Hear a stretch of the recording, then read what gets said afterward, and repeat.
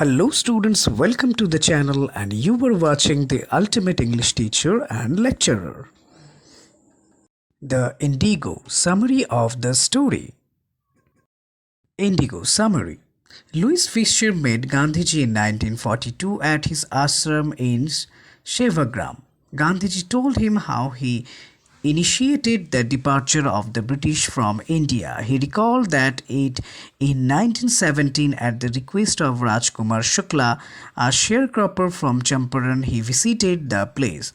Gandhiji had gone to Lucknow to attend the annual meeting of the Indian National Congress in the year 1916. Shukla told him that he had come from Champaran to seek his help in order to safeguard the interest of the sharecropper.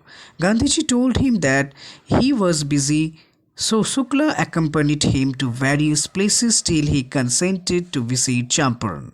His firm decision impressed Gandhiji and he promised him that he would visit Calcutta at a particular date and then Shukla could come and take him along to Champaran. Shukla met him at Calcutta and they took a train to Patna. Gandhi went to lawyer Rajendra Prasad's house and they waited for him. In order to grab complete knowledge of the situation, he reached Muzaffarpur on 15 April 1917. He was welcomed by Professor J.B. Kripalani and his students. Gandhiji was surprised to see the immense support for an advocate of home rule like him. He also met some lawyers who were already handling cases of sharecroppers. As per the contract, 15% of the peasants' land holding was to be reserved for the cultivation of indigo, the crop of which was given to the landlord as rent.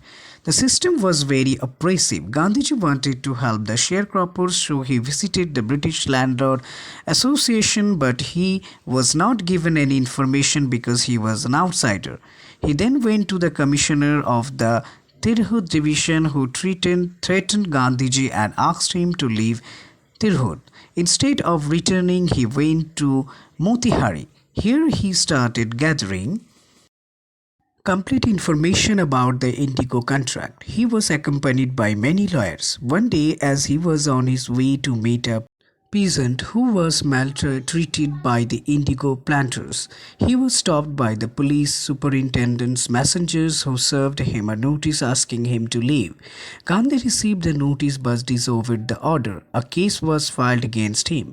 Many lawyers came to advise him, but when he stressed, they all joined his struggle and even consented to go to jail in order to help the poor peasants. On the day of trial, a large crowd gathered near the court. It became impossible to handle them.